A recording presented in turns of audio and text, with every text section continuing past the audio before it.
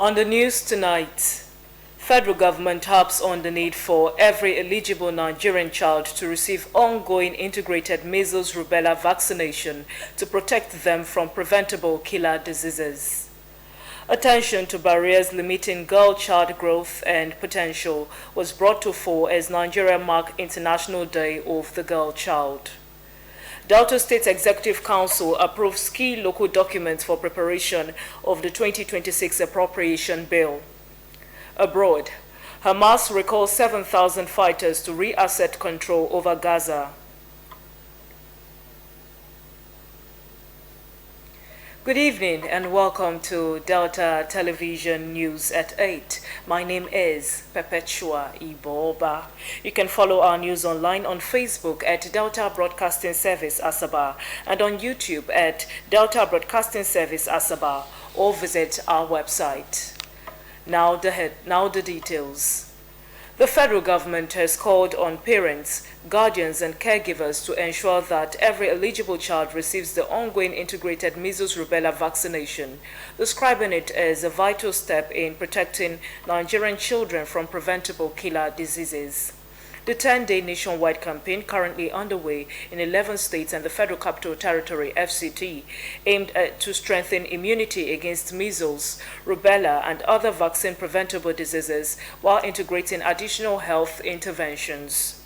Speaking at the Wuse Market in Abuja after a 10-kilometer sensitization walk, the Director of Disease Control and Immunization at the National Primary Healthcare Development Agency, NPHCDA, Dr. Ahmed Rufai said the campaign was geared to reduce child morbidity and mortality caused by preventable diseases.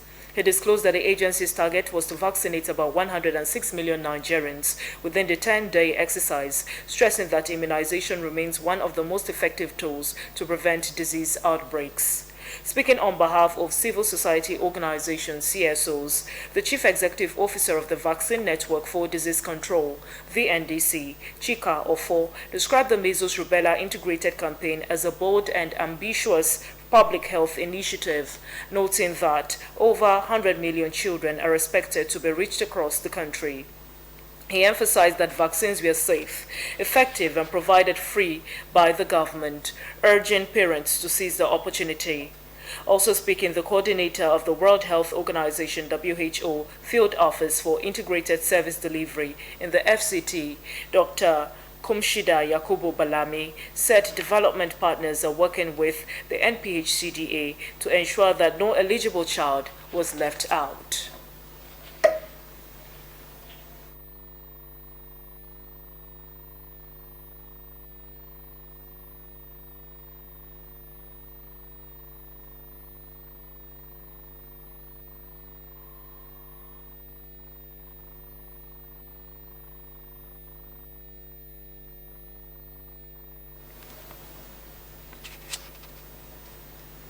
President Bola Ahmed Tinubu has granted presidential pardon to notable historical and political figures, including nationalist Herbert Macaulay, former ICT Minister Major General Mamman Vatsa retired, and Nigeria's first president, Dr. Nnamdi Azikiwe, in a major move to promote national reconciliation and justice.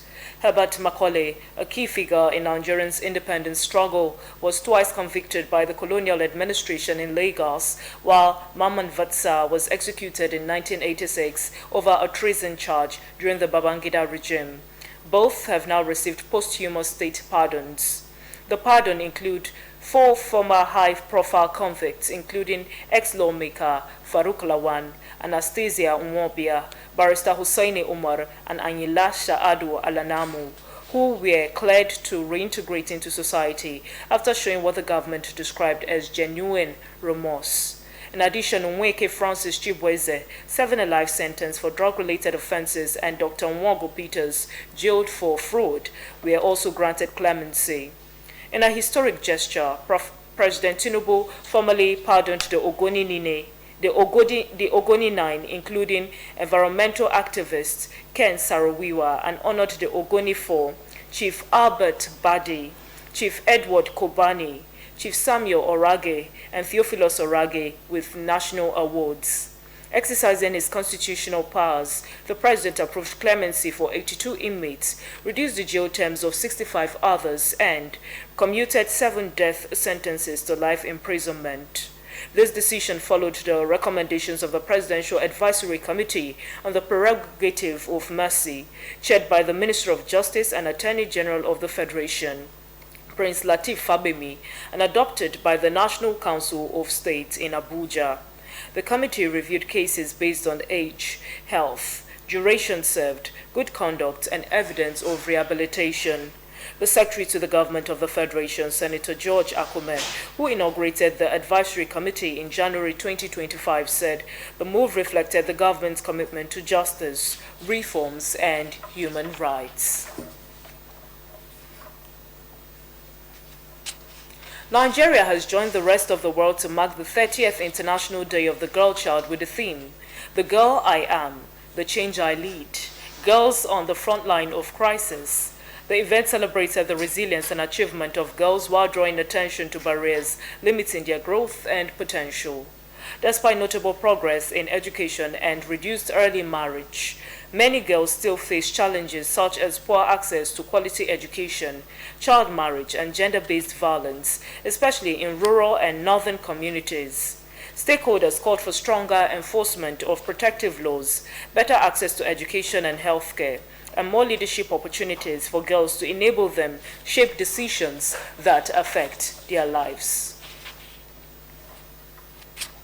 The State Executive Council has approved key fiscal documents paving the way for the preparation of the 2026 Appropriation Bill and the construction of 10 new residential quarters for judges across the states.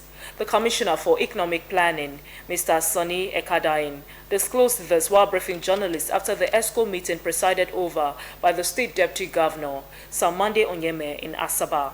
Mr. Ekadain said the Council approved the Economic Fiscal Update, Fiscal Policy Strategy, and Budget Policy Statement, key documents required by law for the preparation of the state budget.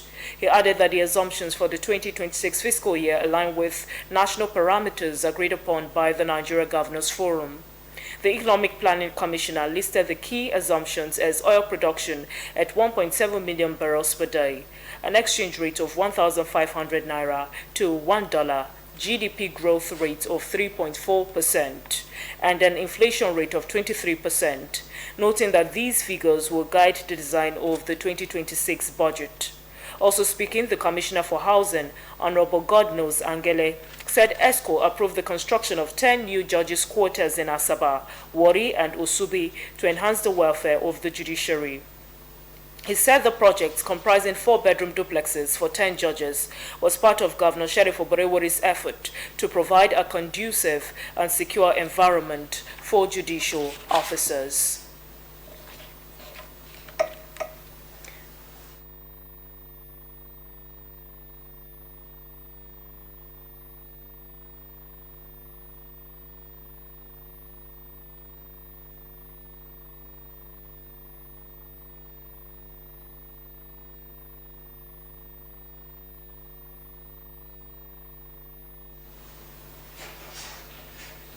The state government has warned that it will deal decisively with anyone found trespassing on the disputed land boundary between Okbanam and Isela-Azaba communities in Oshimili North and Anyocha North local government areas. The State Deputy Governor, Samande Onyeme, who issued the warning during a meeting with traditional rulers and leaders from both communities in Asaba, said government will not tolerate lawlessness or destruction of property in the disputed area. Onyeme, who chaired the State Boundary Committee, said government was working with relevant authorities to establish a clear and permanent boundary through a proper delineation process, stressing that until the exercise was completed, no individual or community should lay claim to the land. The Deputy Governor reminded both parties that all land belonged to the government, adding that the state could take possession of the disputed land if hostilities persisted, assuring the people that justice will be done to both sides in line with the government's more agenda for peace and unity.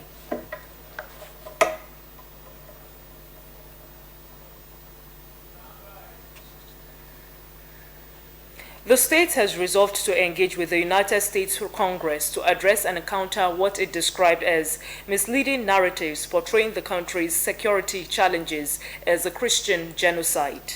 The decision followed a motion raised by Senator Ali Ndume, who sparked a broader debate among lawmakers on the international perception of Nigeria's internal security issues. The motion came in response to recent discussions in the U.S. Senate and Congress and called by some advocacy groups to label Nigeria a country of particular concern over alleged religious persecution. In an ensuing debate, lawmakers expressed concern that such narratives, though often arising from genuine concern, was grossly misinforming international partners and damaging Nigeria's global image and economy. Senate President Godswill Akpabio muted the idea that an ad hoc committee be set up to visit the United States and directly engage with American lawmakers to clarify the situation. He noted the need for private discussions, suggesting a closed-door session and a smaller delegation to undertake the engagement. Senator Jimoh Ibrahim harped on the need for Nigeria's counter-terrorism efforts to be guided by knowledge-based strategies. He said the approved National Security Summit was part of efforts to develop solutions rooted in local realities rather than externally imposed narratives. Contained in the motion were various examples to illustrate the non-sectarian nature of the violence.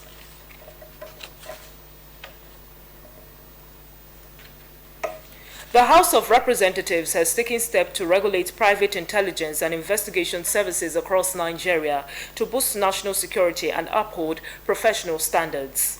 At a public hearing in Abuja on the Private Intelligence and Investigation Council Bill 2024, Speaker of the House, Honorable Tajuddin Abbas, described the proposed legislation as a key step towards reforming the nation's security structure and institutionalizing professionalism in private intelligence operations. He reaffirmed the commitment of the 10th House of Representatives to transparency, accountability, and public participation in lawmaking, noting that involving citizens and experts leads to better governance. According to Honorable Abbas, the bill aims to create a regulatory framework to ensure that private intelligence firms operate ethically and responsibly while complying with uniform standards. It also aimed to promote continuous training and stronger collaboration between private operators and public security agencies to enhance national safety. The Speaker further stressed the need for broader security reforms, including multi-level policing and effective community policing, as outlined in the Police Act of 2020, saying the time has come for concrete legislative action. In his opening remarks, Chairman of the House Committee on National Security and Intelligence, Honorable Ahmed Shatome, described the bill as a significant step towards strengthening Nigeria's security architecture by enforcing professionalism and accountability in the private intelligence sector.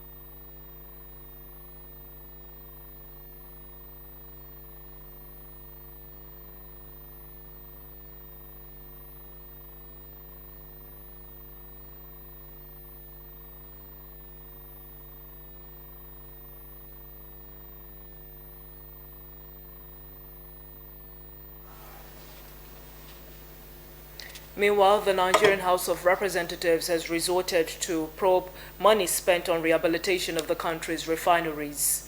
The House passed a resolution during plenary following the adoption of a motion sponsored by a Lagos lawmaker, Honorable Sheshi Wingan. Honorable Wingan while moving the motion, stated that the refineries in Port Harcourt, Warri, and Kaduna have remained non-functional over 2 decades of rehabilitation, despite billions of dollars spent on them. The lawmaker referenced President of the Dangote Group, Aliko Dangote, who claimed $18 billion had been spent on rehabilitating the refineries. According to him, the probe must examine the utilization of all allocated funds and the effectiveness of rehabilitation efforts and identify any infractions, mismanagement, or corrupt practices in the management of the asset. Recall that in March 2021, the federal government had approved $1.5 billion for the rehabilitation of the Port Harcourt refinery in Rivers State. Similarly, in August 2021, the Federal Executive Council also approved the sum of $1.48 billion for the rehabilitation of both Warri and Kaduna refineries in 3 phases of 21, 23, and 33 months. Then, in October 2024, the Nigerian National Petroleum Company, NNPC Limited, said the Port Harcourt refinery has officially commenced crude oil processing, but the refinery was shut down in May for maintenance. The NNPC later said the Warri and Kaduna refineries are still undergoing rehabilitation. In July 2025, the Group Chief Executive Officer, GCEO of the NNPCL, Bayo Ojulari, said the company is considering reselling the refineries, noting that the rehabilitation is becoming more complicated.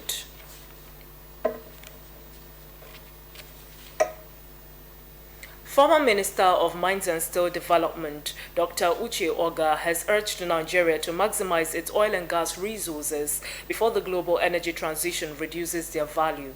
Speaking at an energy summit in Lagos, he stressed the need for the country to turn its energy reforms into real progress for sustainable growth.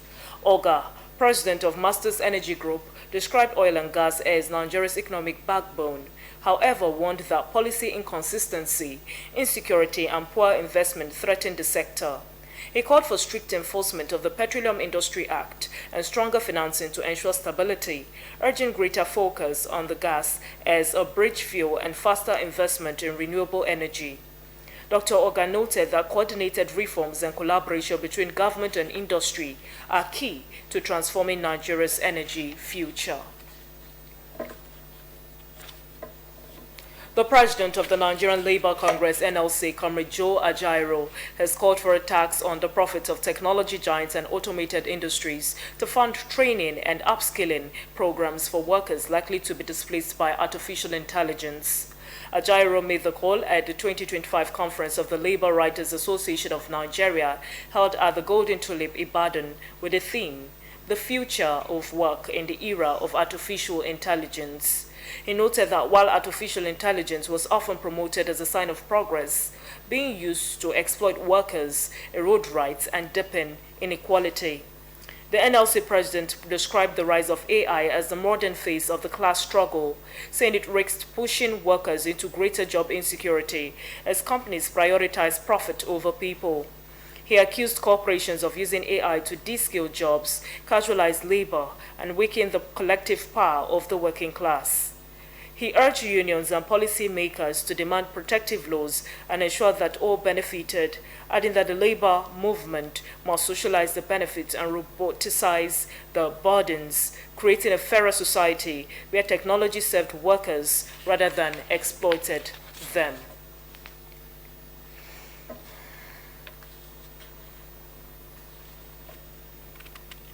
The chief executive of the Nigerian Midstream and Downstream Petroleum Regulatory Authority, NMDPRA, Mr. Farouk Ahmed, has expressed concern over the slow pace of compressed natural gas, CNG, infrastructure development in Nigeria, revealing that there were fewer than 50 compression stations across the country. Mr. Ahmed, who spoke at the NAEC summit in Lagos, said the nation must urgently increase investment in gas infrastructure and diversify its energy mix beyond dependence on fossil fuels. He added that there are also less than 3,000 cooking gas refilling plants nationwide, which is inadequate for a country of over 200 million people. He noted that despite the federal government's push through the presidential CNG initiative, many motorists remained discouraged due to the security of gas and high conversion costs. Ahmed warned that infrastructural gaps could hamper the nation's transition to cleaner and cheaper energy. The NMDPRA boss, represented by the agency spokesman, George Ene Ita, said the authority was working to attract private sector investment to bridge the infrastructure gap and drive the national energy transition plan. He maintained that expanding the country's gas infrastructure will promote job creation, economic growth, and energy security. A former National Commissioner of the Independent National Electoral Commission, Dr. Mustapha Lekki, has expressed concern over the conduct of some officials responsible for collation during elections in Nigeria. Speaking during a televised interview, Dr. Lekki described returning and collation officers as the bad eggs within INEC, accusing them of contributing significantly to the Commission's poor public image. He said the officers often create avoidable controversies during the collation and declaration of election results, which in turn damage the credibility of the electoral process. He advised that the incoming INEC chairman must adopt a zero-tolerance approach to electoral infractions, whether committed by political actors or staff within the commission. He stressed the need for a new strategy to maintain the collation process more effectively and ensure that declarations of results are handled with integrity and professionalism. He maintained that restoring public trust in elections will depend largely on reforming the collation and results announcement stages. A chieftain of the All Progressives Congress and boardroom expert, Olusegun Ortega-Emero, has congratulated the Director General of the Delta State Bureau for Orientation and Communications, Dr. Fred Ogenesive, on his recent recognition as an iconic media strategist by the Chartered Institute of Information and Strategy Management. In a goodwill message signed by him and made available to newsmen in Asaba, Olusegun Emero described Dr. Ogenesive as a reliable and dedicated communication strategist who worked with him during the 2015 governorship election as Director of Media and Political Communications. He praised his professionalism, hard work, and loyalty, noting that he had grown remarkably in public communication since joining the Delta State government in 2017. Olusegun Emero also commended Governor Sheriff Oborevwori and his predecessor, Senator Ifeanyi Okowa, for providing opportunities for capable professionals like Dr. Ogenesive to serve in key communication roles, while urging the DALCOM DG to remain focused and loyal to the governor's more agenda. Emero said the award was a well-deserved recognition of Dr. Ogenesive's contribution to media strategy and public enlightenment. The People's Democratic Party, PDP, in Enugu State was set to collapse into the All Progressives Congress. In a manner reminiscent of the defections that occurred in Delta and Cross River States earlier in the year, Governor Peter Mbah and all elected and appointed officers of the state are set to formally defect from the PDP to the All Progressives Congress next week, Tuesday. The newly inaugurated Enugu State APC Caretaker Committee Chairman, Dr. Ben Nwonye, confirmed the development to newsmen at the APC National Secretariat in Abuja after taking the oath of office. The bug of defection might also have bitten Benue State, with strong rumor that former governor of the state, Senator Gabriel Suswam, and erstwhile boss of the National Food and Drug Administration and Control, NAFDAC, Dr. Paul Ore, were all set to defect from PDP to APC. Mr. Nwonye said Governor Mbah, all his appointees, and the entire state's political structure will officially be received into the party on October 14. He made the disclosure during a press briefing by the newly inaugurated Enugu State Caretaker Committee. The state governor, the Right Honorable Sheriff Oborevwori, has expressed deep sorrow over the passing of the immediate past president of the State Customary Court of Appeal, Honorable Justice Patience Onunwa Elumeze. Justice Elumeze reportedly died on Tuesday in Abuja after a brief illness, 2 years after her retirement from the bench. In a statement issued by his chief press secretary, Sir Festus Ahon, Governor Oborevwori described the late jurist as a committed and accomplished legal luminary who made outstanding contributions to the development of the judicial system in the state. He described her as a woman of integrity, compassion, and a true reformer in the judiciary. Justice Elumeze was first appointed as acting president of the Delta State Customary Court of Appeal in November 2020 by former Governor Ifeanyi Okowa, following the retirement of her predecessor, Justice Stella Ogene.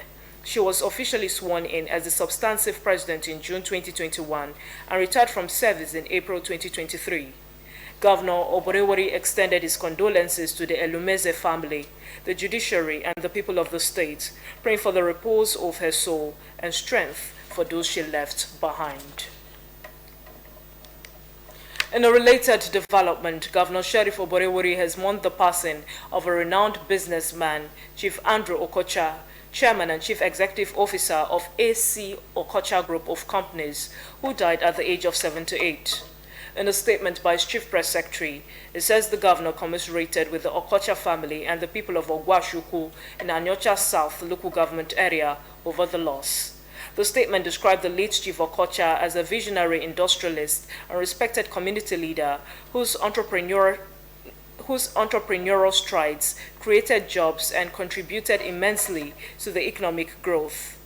Governor Oborewori prayed God to grant the soul of Chief Okocha eternal rest and comfort to the family to bear the irreparable loss. Meanwhile, Speaker of the State House of Assembly, the Right Honorable Emomotimi Gowo, has expressed deep shock over the passing of the immediate past president of the State Customary Court of Appeal, Honorable Justice Patience Elumeze. In a statement signed by his Chief Press Secretary, the Speaker, on behalf of the state legislature, extolled the late jurist's remarkable contributions to the growth and development of the judiciary in the state. He prayed God to grant her soul eternal rest and comfort the family she left behind. You're watching the Delta Television main news at 8. Still to come, Hamas recalls 7,000 fighters to re-asset control over Gaza. Details of this and more after the break.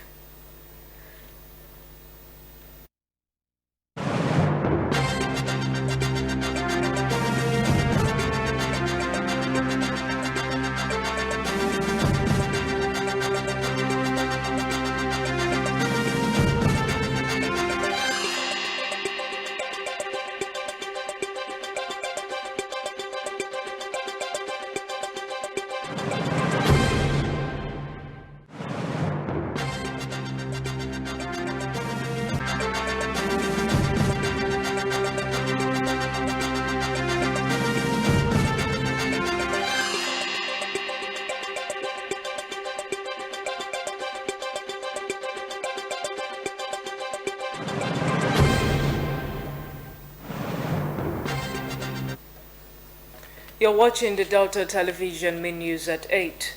Hamas has recalled 7,000 fighters to re-asset control over Gaza amid fears of renewed eternal violence after Israeli forces pulled back from part of the territory. The mobilization had been widely anticipated as uncertainty grows about who will govern Gaza once the war ends. This is a key sticking point for later phases of Trump's plan.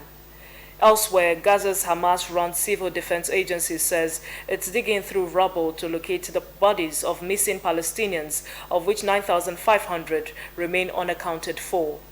Israel's prison service said it has begun transferring prisoners to the Ofer and Zijiot jails, and they were expecting to release 1,700 detainees from Gaza, with about 250 Palestinian prisoners.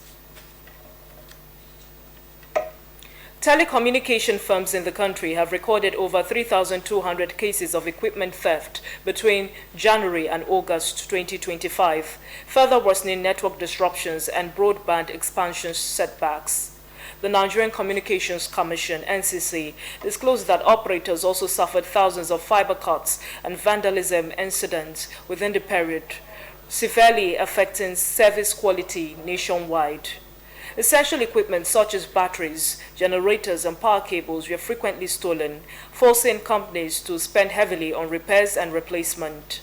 Industry stakeholders are urging stronger security measures, stricter punishment for vandals, and closer collaboration with law enforcement to protect telecom infrastructure.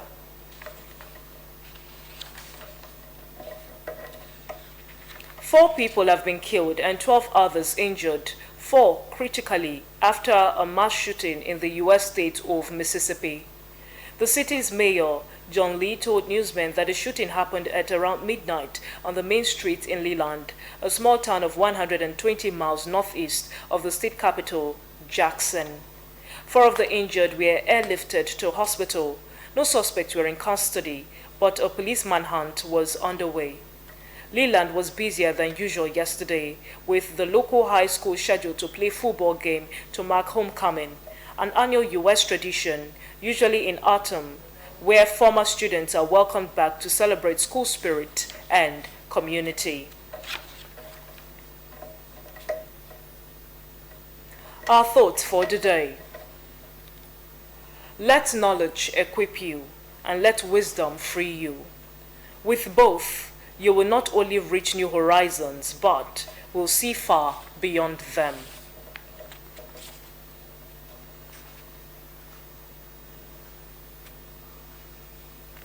To end the news, the highlights. The federal government has called on parents, guardians, and caregivers to ensure that every eligible child receives the ongoing integrated measles rubella vaccination, describing it as a vital step in protecting Nigerian children from preventable killer diseases. The 10-day nationwide campaign, currently underway in 11 states and the Federal Capital Territory, FCT, aimed to strengthen immunity against measles, rubella, and other vaccine-preventable diseases while integrating additional health interventions. Nigeria has joined the rest of the world to mark the 30th International Day of the Girl Child with the theme, "The Girl I Am and the Change I Lead, Girls on the Front Line of Crisis." The event celebrated the resilience and achievement of girls while drawing attention to barriers limiting their growth and potential. Despite notable progress in education and reduced early marriage, many girls still face challenges such as poor access to quality education, child marriage, and gender-based violence, especially in rural and northern communities. The State Executive Council has approved key fiscal documents paving the way for the preparation of the 2026 appropriation bill and the construction of 10 new residential quarters for judges across the state. The Commissioner for Economic Planning, Mr. Sonny Ekedayen, disclosed this while briefing journalists after the ESCO meeting presided over by the State Deputy Governor, Samande Onyeme, in Asaba. And abroad, Hamas has recalled 7,000 fighters to reassert control over Gaza amid fears of renewed internal violence after Israeli forces pulled back from part of the territory. The mobilization had been widely anticipated as uncertainty grows about who will govern Gaza once the war ends. This is a key sticking point for later phases of Trump's plan. You can follow our news online on Facebook and YouTube at Delta Broadcasting Service Asaba or visit our website at www.dbsasaba.com. On behalf of the production crew, my name is Perpetua Iboba. Thanking you so much for watching. Good evening.